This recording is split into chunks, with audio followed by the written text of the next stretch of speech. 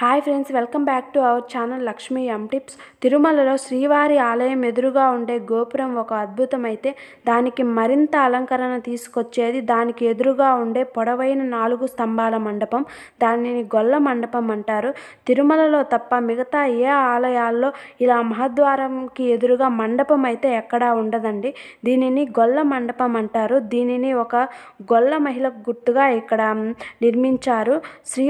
తిరుమలలో శ్రీవారి ఆలయం మహద్వారం ఎదురుగా ఒక మహిళకు గుర్తుగా మండపం నిర్మించారంటే ఆమె ఎంత మహాభక్తురాలో కదా.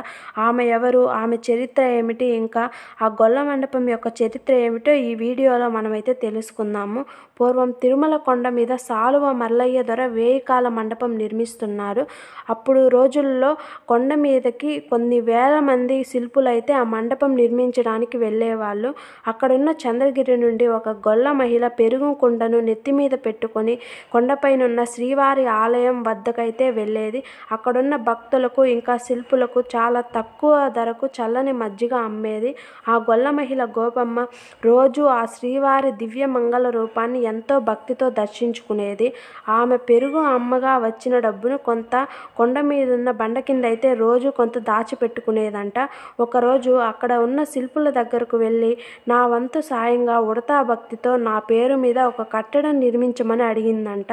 అప్పుడు శిల్పులు ఆమె భక్తికి మెచ్చి శ్రీవారి ఆలయం ఎదురుగా ఒక మండపాన్ని నిర్మించారు.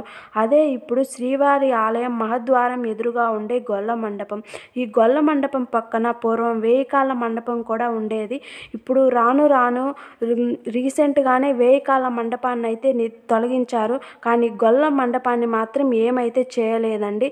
ఈ వీడియో నచ్చితే లైక్ చేయండి, అలాగే సబ్స్క్రైబ్ చేయండి.